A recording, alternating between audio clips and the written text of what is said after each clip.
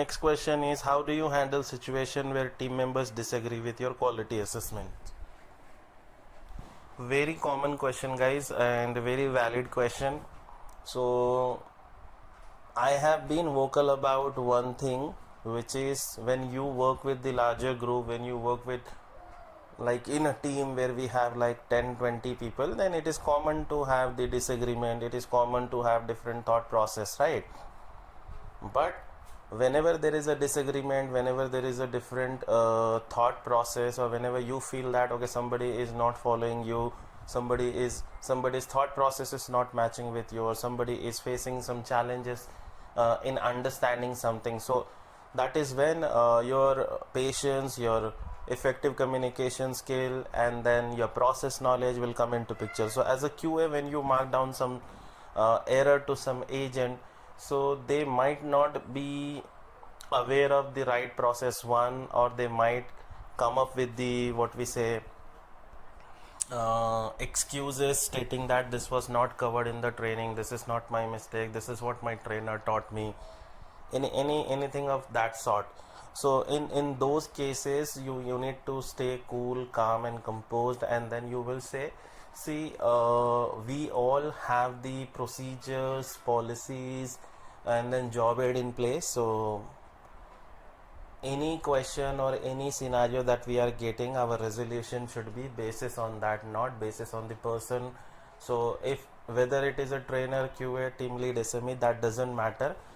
You don't go by the, like, people should be process dependent, not people dependent. For example, tomorrow if a trainer is telling something, it is prime responsibility of trainees to ask them question where it is located in policy, where it is located in knowledge base.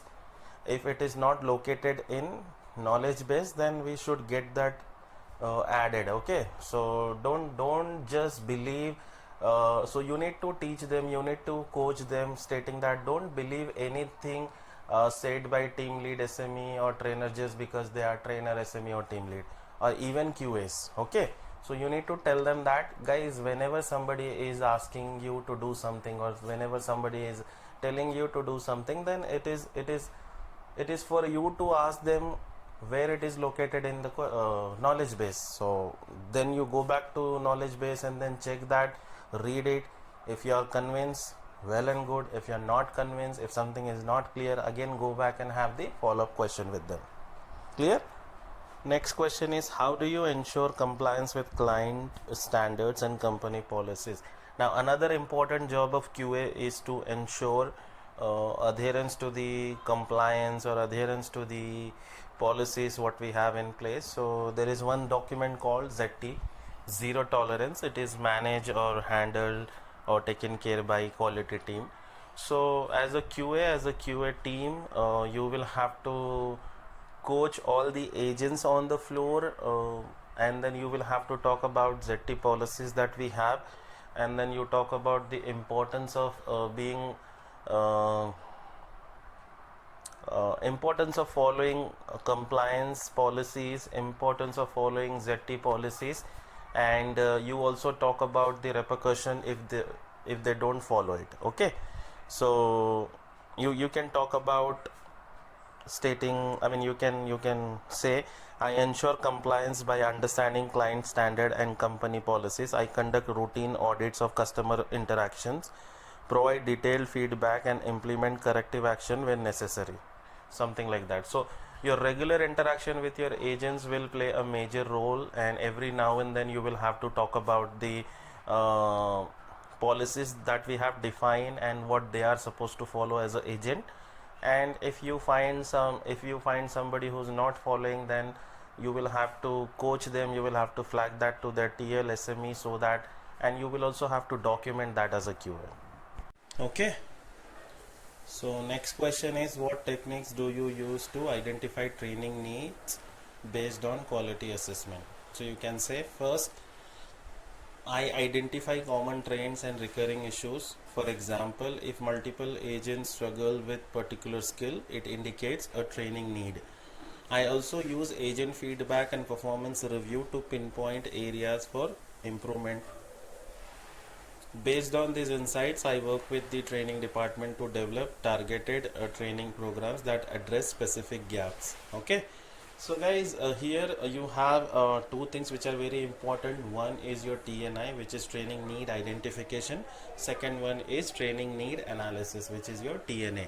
So I would say, whenever if you are publishing a report like a daily, weekly or monthly or bi-weekly, so you actually open that report and then you do some analysis, or you perform some analysis on those reports, and you will get to know some insights, and you will get to know some bleeding issues or pain area of the floor. And then once you identify that, you can simply flag that to training team. You can sit with them and you can ask them to plan specific session on specific skills or specific issues that you have identified, and post that you guys can start tracking the improvement. Okay.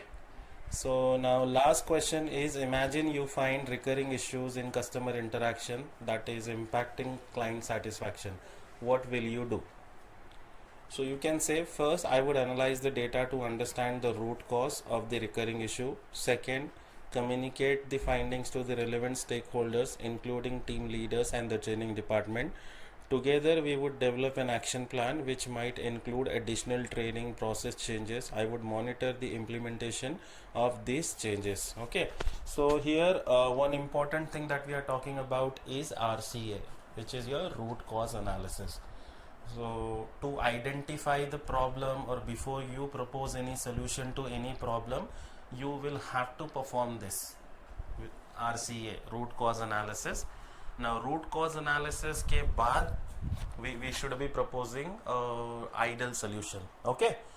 And then when you propose a solution, or when you perform the root cause analysis, you try to include operations plus training department, work together as a team, and then take their inputs, take their second opinion, and then once everybody is mutually agreed on root cause findings or root cause analysis plus the the solution that you guys are going to propose to the client, or the policy changes that you are going to recommend, whatever it may be, right? So internal calibration or internal agreement is must. Tomorrow when something goes to client के पास जाने के बाद, client should not come back and say that, okay, did you discuss with team and operations team? Okay. So internal calibration is very important. Before you send anything to the client, first internally get calibrated. Everybody should be mutually agreed on when something is being sent to the client, and once we receive any response from client, again we can sit together and then we can frame a response for the client. Okay, so that's all for today, guys. Thank you so much for your time. This was for the QA role, and then I hope you guys are finding these questions helpful.